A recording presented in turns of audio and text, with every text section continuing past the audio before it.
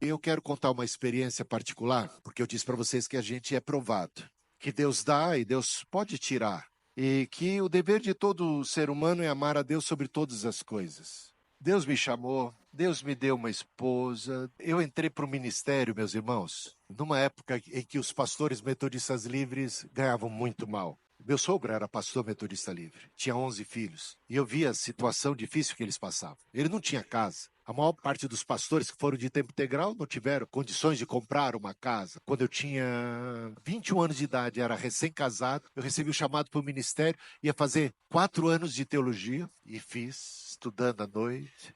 Plantava já a primeira igreja, e eu tinha 3 empregos ainda, naquela época. Por que eu tinha 3? Porque eu ganhava mal em cada um deles, mas somado dava alguma coisa. Tinha construído a nossa casinha, tínhamos casado para ser pastor. Eu sabia que eu estava escolhendo um caminho de muita privação. E assim que fui formado, eu aceitei o desafio para ser pastor de tempo integral. Nos meus empregos, eu deixei todos eles, eu tinha plano de saúde. Fui para a igreja, não tinha plano de saúde. E a aprovação foi esse primeiro ano de pastor de tempo integral. O Samuel tinha crises, ele tinha 3 anos de idade, crises homéricas de bronquite, e nós não tínhamos plano de saúde. E quando dava essas crises nele era terrível. Íamos para o postinho, íamos para o hospital público, aquela coisa, aquela luta. Numa das ocasiões, ele ficou muito mal, que nós levamos ele 4 vezes aos postos, assim, as clínicas públicas, durante aquele dia para tentar, 4 vezes tínhamos tentado já, durante o dia. E ele não saía daquela crise, só piorava. Aí levamos ao hospital Saboia, aqui do Jabaquara. Já era tarde da noite. E aí aplicaram adrenalina, minofilina na veia, aquelas máscaras e tudo, e ele nada de melhorar, com os lábios roxos assim. Aí ele vai ter que ficar internado. Quando nós entramos na sala em que ele ficaria internado, que nós não poderíamos ficar juntos, filho de 3 anos, eu não sei quantos berços tinham ali naquela sala, parecia metade disso aqui, um bercinho atrás do outro, e a gente não pode ficar com o filho. Eu falei, mas aqui ele vai ficar meio perdido, será que tem médico e enfermeiro suficientes? A gente ficou num drama, não queríamos deixar o nosso filho lá. Não, a gente quer ficar com ele, não pode, vai ter que deixar, mas ele vai ficar aqui, ele está muito mal, está quase morrendo. Não, tem que ser desse jeito. Aí eu olhei para ela, nós conversamos, tomamos a atitude mais louca do mundo. Não recomendo isso para ninguém, não estou dizendo que minha atitude foi certa, acho que foi errada. Não sei se faria isso de novo, mas sei que foi assim. Chegamos à conclusão de que não podemos abandonar nosso filho aqui. Não vamos deixar ele sozinho aqui, meio perdido no meio desses inúmeros, dezenas e dezenas de berços. Não, vocês vão ter que assinar um termo de responsabilidade para tirar o menino daqui. Gente, você sabe o que é assinar um termo de responsabilidade com o menino naquele estado? Na madrugada, chorando quase, chorando por dentro. Assinamos, eu e ela. Cristina, muito mais doida que eu.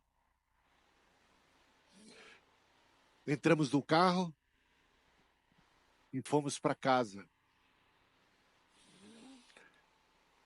Meu pai. Naquele momento eu dirigi, o meu menino atrás, com a Cristina atrás, ali no banco de trás. Eu orei assim para Deus. Eu lembro como se fosse hoje, gente.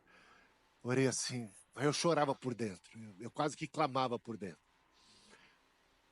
Aí eu disse, Deus, foi o Senhor quem deu. Eu não tenho, o senhor sabe, eu não tenho mais nada, eu não tenho plano de saúde, eu não tenho mais nada, eu não tenho mais onde recorrer. Eu só tenho o Senhor aqui na terra. Se o Senhor não curar, ele vai morrer. Se o Senhor quer levar, então o Senhor leva. E a minha atitude de coração era, eu vou aceitar a tua vontade. Não seja feita a minha, mas seja feita a tua vontade. Eu vou continuar te servindo. Eu podia ter continuado no emprego secular, eu teria plano de saúde, um tratamento melhor. Eu estou aqui, eu poderia estar até blasfemando, reclamando. O Senhor me abandonou, agora que eu deixei tudo, vim, fui te servir. E olha só a desgraça em que nós nos encontramos. Mas eu falei, Senhor, o Senhor deu. E se o Senhor levar, bendito seja o teu nome. E eu vou continuar te servindo. O Senhor é Deus, eu não entendo nada. Não gosto nem um pouco do que está acontecendo. E ali orei. Chegamos em casa, botamos ele lá no bercinho e ficamos velando por ele.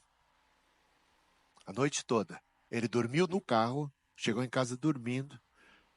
ainda com o lábio roxo. Dormiu, velamos aquela noite, praticamente não dormimos. No dia seguinte ele acordou bem. Nunca mais na vida ele tinha isso quase todo mês.